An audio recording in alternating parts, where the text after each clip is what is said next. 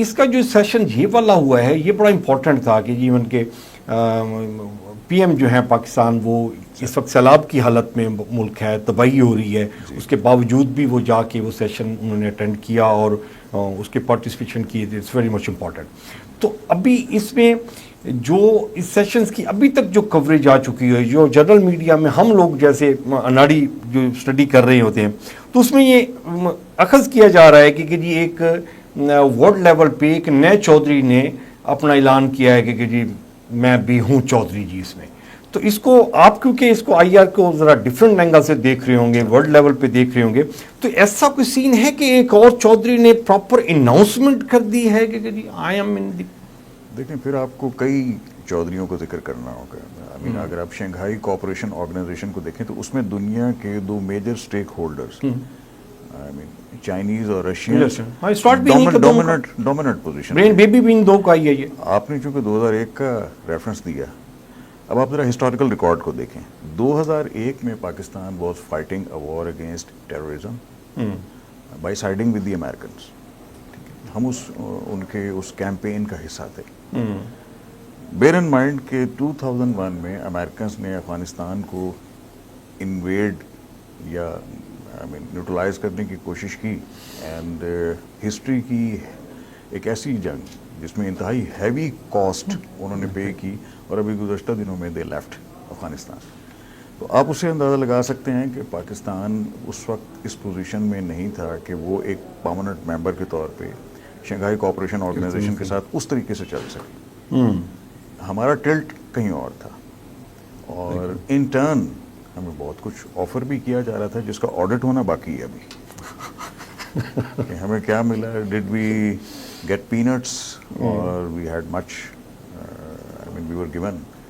سو دیئرفور یہ ہے کہ اس میں اگر آپ گلوبل پالیٹکس کا پیٹرن دیکھیں تو ہم گلوبل آربٹ میں اس وقت امریکنس کے ساتھ تھے، اور ریجنل آربٹ میں ہمارا ایک منیمم لیول کا پارٹیسپیشن تھا.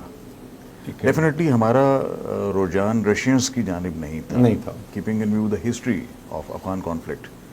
تو گریجولی ہم نے اس طرف موو کیا. اگر وہ ٹائم فریم کو آپ ایویلویٹ کریں 2001 سے لے کے 2017 تک کا، ہم اسٹیپ بائی اسٹیپ چائنیز کے ساتھ اپنی کوآپریشن کے لیول کو انہانس کرتے گئے، انکریز کرتے گئے، strategic, economic and even political.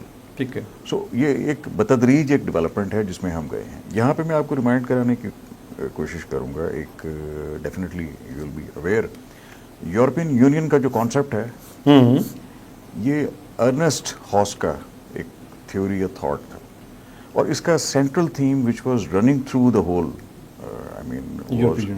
کہ آپ یورپین کنٹریز اکنامک کوآپریشن میں انگیج ہوں گے، پھر اس کے بعد اس کو پروموٹ کرتے ہوئے political and later on social.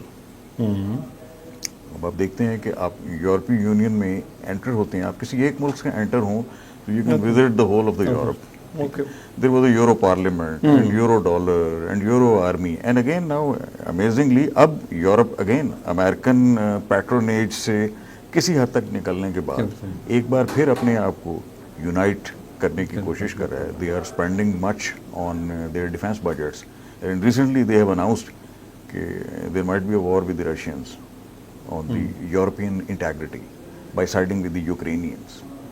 یہ ڈیولپمنٹس ہمیں انکریز کرتی ہیں. قوموں کا ایک فیئر کمپلیکس ہوتا ہے، اور وہ اس فیئر کمپلیکس کے مطابق اپنی پالیسی کو پرسو کرتے ہیں. ٹھیک ہے. سو دیئرفور شنگھائی کوآپریشن آرگنائزیشن جو کہ بتدریج اس اسٹیج پر آئی ہے، لیکن اگر آپ دنیا میں آبجیکٹو کنڈیشن دیکھیں تو اس وقت یہ جو کچھ ڈسپلے اور ڈیمانسٹریٹ کیا گیا ہے شنگھائی کوآپریشن آرگنائزیشن کی کانفرنس میں، یہ ایک وقت کا تقاضا تھا جس میں ان کا ملٹری ڈسپلے بھی شامل ہے، اور سیریمونیلی بھی انہوں نے اس قسم کا تاثر دینے کی کوشش کی کہ اس وقت at this point in time جس میں امریکہ اسرائیل کو لائسنس ٹو کل دے چکا ہے، اب دنیا میں ایک خاص حصے کا اکٹھا ہونا، متحد ہونا بنتا ہے. آپ دیکھیں یہ 70%، 60 سے 70% دنیا کی ٹوٹل پاپولیشن کو ریپرزینٹ کر رہے ہیں. شنگھائی کوآپریشن آرگنائزیشن میں there are China, Russia, India, Pakistan, thickly populated countries, global largest economies.